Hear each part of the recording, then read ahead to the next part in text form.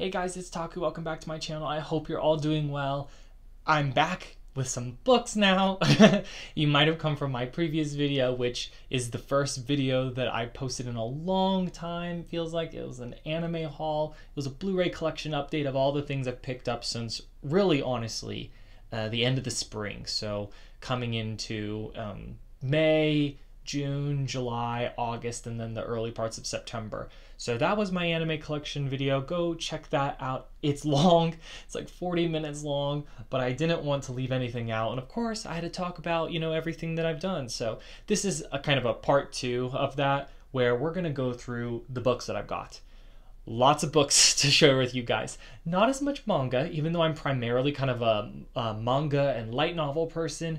I've got really some more books for kind of the people who are interested in that bookish side of YouTube that I only will occasionally dip into. I only have a couple videos, and really I plan to keep it pretty minimal. I don't want to become a huge book channel because I do a lot of other things. I have a bunch of hobbies, and so part of it is I just enjoy talking about all of them. So without further ado, let's jump into the manga.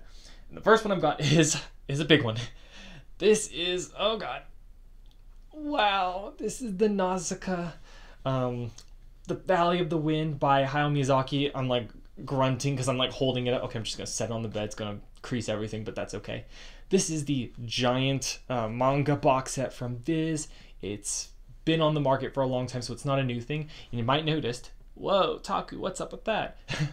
I got this as an imperfect item on Right Stuff. This thing normally retails for like, I feel like somewhere around $80, I feel like, when you get it on sale at Right Stuff. I could be very out of touch there, and it's actually like 100, or maybe it's actually 60. But this listing, because it is so busted, this listing for it was only like 30 bucks. And I told myself I'm gonna leave it this side out anyway, because I like the look of the spines. So I'm not really even gonna use the box a whole lot. It's dinged up here, which is kind of the only, to me, that's like the real travesty. But I'm not gonna really use this box set from the outside. So yeah, that didn't really bother me too much. I told myself I'd rather have it in kind of in any capacity than never have it at all. And it was one of those kind of bucket list items that I would get one day. So after seeing Nausicaa in theaters, which was from this past Ghibli Fest this summer, I decided to go all in and just go for it. And yeah, came across this one-in-a-lifetime listing on Right Stuff. So check out Right Stuff Imperfect if you don't mind. I mean, something that could be totally damaged. But again, I saved so much money. So yeah, it's pretty busted. But again, I really don't plan to use it. It won't be facing out. It does come with the poster, which I think is kind of the only exclusive goodie that comes with it. So I don't think it's missing any components. That's what I'm trying to say. And this is a vertical poster. So yeah, this is the jumbo hardcover manga from Viz Media. I think most manga collectors have this if they kind of enjoy Ghibli anything, or even kind of fantasy and adventure with a little bit of sci-fi. Actually, I don't know what this is counted as. If it's all of those or none of those, I don't know. But yeah, this is going to be cool to read the whole thing. And if I remember correctly, yeah, it's got, there we go. It's got lots of full, there we go, full color illustrations up at the front, kind of like a typical hardback. And then as you get into it, yeah. So this is a pretty dense manga. There's a lot to it. So the first one isn't really damaged at all. I really like the spine here. I love the art of the ohms and all that. So there's the first one, and then here's the second one. And the second one is the one that has the dented corner. I'll show you here in a second. So here is, there we go. So it hurt really only maybe the back couple chapters. It's just they're a little warped there, and then this back is dinged. But again, it's one of those things where it's like, how often am I gonna dig this out? And I would rather own it than not own it. So the fact that I was able to get it for such a decent deal, I was like, yeah, I will take this in any capacity.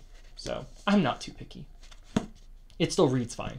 All the pages are still intact. So in fact, yeah, it's not used. That's the difference. Is it's not a used book. It's new. It's just clearly it got dropped just like that. So there is the full part 1, part 2 of it. I know it's Laura from Manga Hoarder. She no longer does YouTube, but she's on Instagram, and it's her favorite manga. So very cool to have a friend's favorite in my collection now. The next thing that I have going with my large Ghibli art stuff, and again being inspired after seeing them in theaters, I have Viz Media's art book for Castle in the Sky, and they have a whole slew of these. They've had them forever. My public library has had these even. They're really all over the place. And for most of the films, not all of them, but for most of them. And I finally decided to cave on this one because I specifically like the concept art of Laputa and all of the air technology. So you have the city itself, which is just fascinating. That's the castle. And look at that. That's just gorgeous. I mean, I would love to, in an ideal world, own all of these.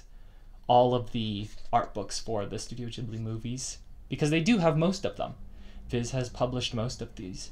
But in the interest of time, money, and space, I'm kind of just being a little selective here. And so, yeah, I really liked the screenshots from the movie are fine, but yeah, it's the airships and the castle that I really like. So there's a lot in here that is great to satisfy those needs. So cool stuff about the uniforms. And yeah, it's a movie that I've had since childhood. It was, one of those things I watched before I even knew what anime was. It's cool to see all the different kind of design sheet for Dola and her gang.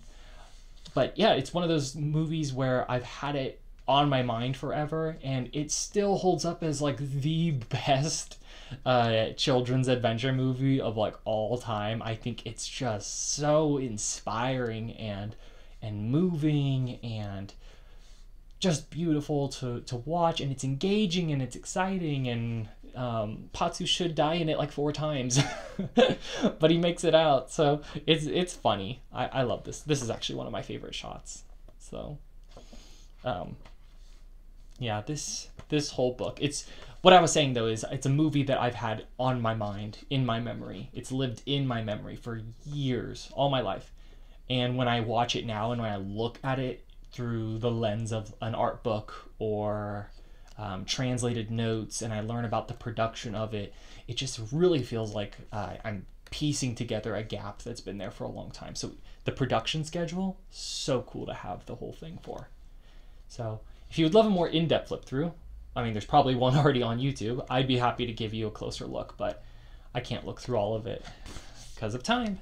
But yeah, this will probably be the only one that I cave into.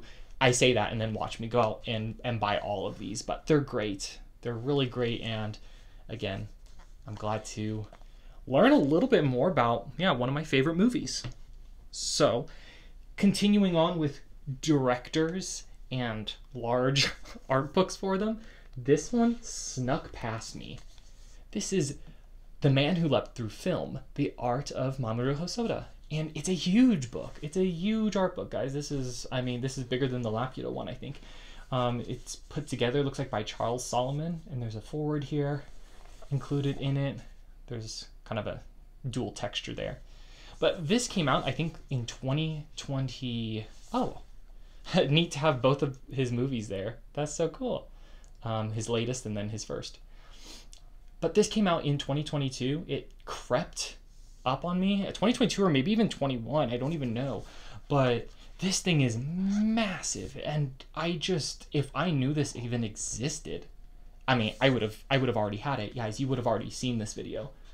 I'm gonna finally have to set this down because it's just so big. But yeah, there's a lot, and it walks you through, huge chapters on this large paper for all of his movies. So it's even got some biography in the first section, kind of his work on the Digimon films as well as other things. And then there we go, the first one. And they all have these kind of sections where it's big screenshot and then the content. So there's character design, there's behind the scenes. It's mainly, I mean, the pictures and the art it's an art book, that's what you're getting it for.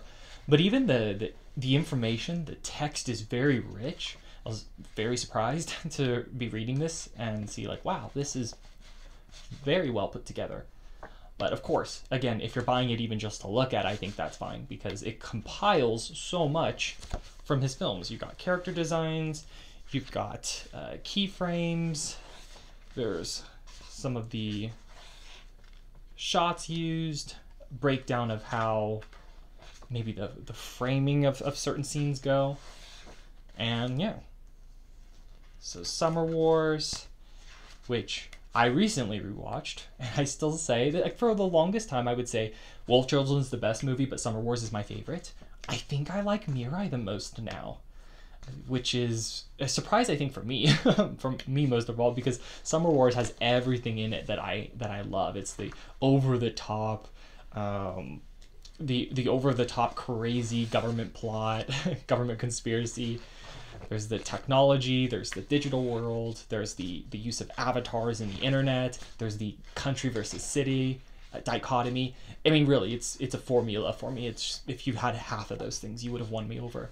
So, and yeah, I rewatched it and it still holds up very well. It's a very good movie, entertaining, fun, silly, wacky, at many times unbelievable.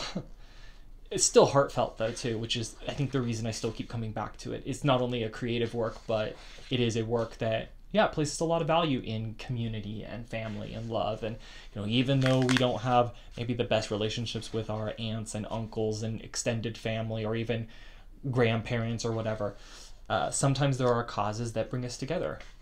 Births, deaths, celebrations, other things like that. Government conspiracies. So that's my 2 cents on Summer Wars. It's a movie that still holds up. And this one, was this Wolf Children? I went through it without thinking. I was on autopilot again. Yeah, I'd say Wolf Children is his most moving film. I think it's probably the most purposeful too, but that's a really, bold statement to make because all of his movies are good. The Boy and the Beast is one that I was actually in the camp that did enjoy it. I know a lot of people didn't, coming from his other movies.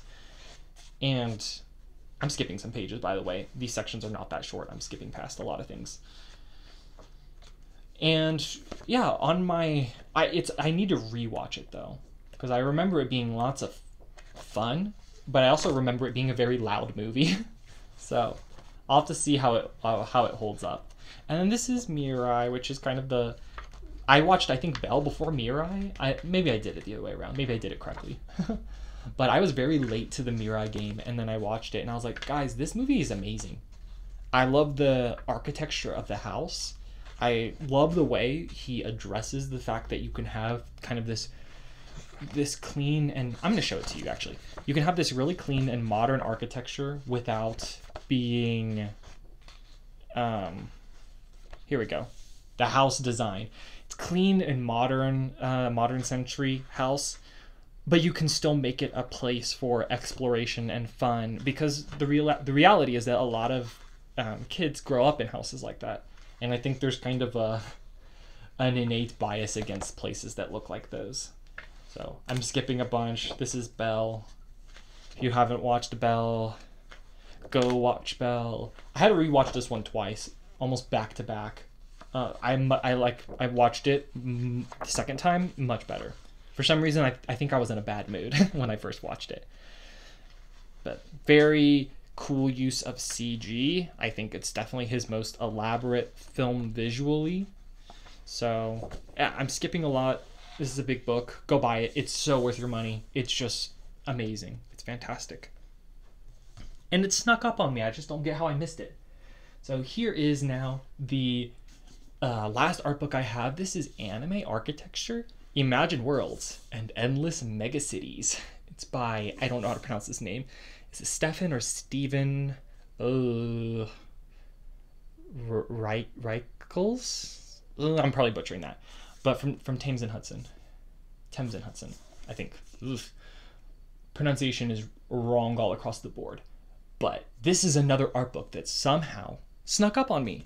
And I'm like, are you kidding me? An anime architecture book with like actual architecture and screenshots from my favorite, my favorite old anime? Like, hello, where were these? Why was there zero publicity for any of these? And so this has art from Akira, Patlabor, Ghost in the Shell, Metropolis, Innocence, Ghost in the Shell, Innocence, Tech on King Crit, and the rebuild of Evangelion. And the reason I think the rebuild was chosen instead of Neon Genesis was because it mentions here in the introduction why. I've read some of this. How Neon Genesis was very tokusatsu inspired. So Tokyo 3 is very, it's a toku city, like a toku set design, as opposed to a kind of sprawling mega city. Whereas the rebuild goes in direction that, well, I think visually there is a difference. So, but this is, this is crazy. Like, how did this sneak up on me? Especially, I mean, the me of even a couple of years ago would have been just, this would have been his favorite book, without a doubt. But I don't remember when this was published, but it's pretty new still. It's pretty recent. I didn't see any publicity for it in the anime sphere, in art, in anything. There's a lot for this first movie. I'm skipping a bunch of pages. Again, if you want the full flip through, let me know. But Patlabor, this is cool because they've got screenshots and then the actual art. I think they do the same thing for Ghost in the Shell, which is, let's be honest, that's the reason I think I got this book, was when I saw Ghost in the Shell. I mean, having Ava rebuild art is great. I just have the Ava rebuild art books. And then the essays. The essays, the descriptive pieces, are very intelligently written. Cool to see the scans of the tape and everything here. I love it. I love how raw this is. I have to go faster. Gosh. Okay, here we go. So if you're wanting Ghost in the Shell, and let me know if you want a more intimate flip through of this. I would be happy to, because I mean, I don't know if there's a flip through of this on YouTube. Again, it's a pretty new book, and I'm really rushing through it. But yeah, it's so much of not Evangelion. Ghost in the Shell inspired a lot of the art that I did throughout high school. So I don't do much art anymore, sadly. I'm not very good at it. I never really was, but I had a lot of fun doing it. And Ghost in the Shell and Your Name, so Shinkai and Oshi were kind of two of my biggest influences there. Ava was around for me, definitely. Huge. But I think Ava hit even more in college. But yeah, to get the actual clips of this. And I think if you were to go on the internet, you could find this all through like Twitter threads and Google Images. But to have it in one published book, like, come on.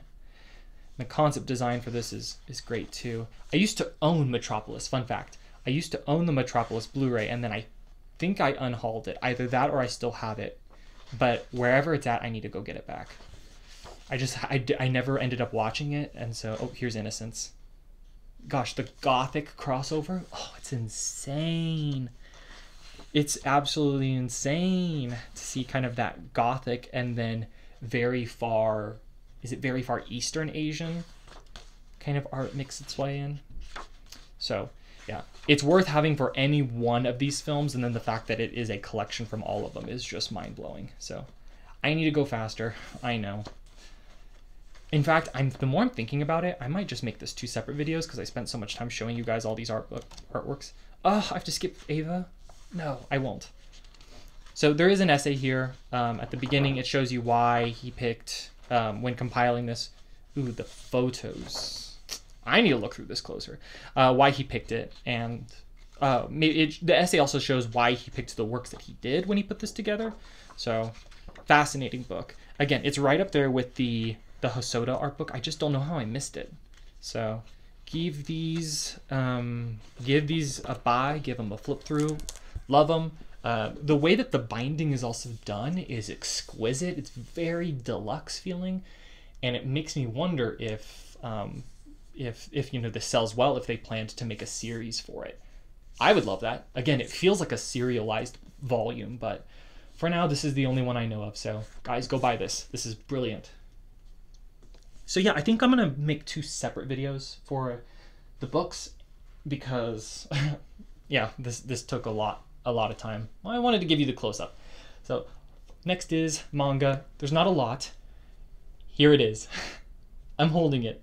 The elusive volume of Seraph of the End 22 that never ever showed up in my Right Stuff like hauls. I bought it and then it was on back order on Right Stuff for, I swear, a year. But here's the thing, it wasn't ever out of print. So I just wonder if it just got forgotten. But here it is, unless I somehow did forget and did haul this, in which case, well, that's just on me. But I finally have it, volume 22. There's no more holes in the collection.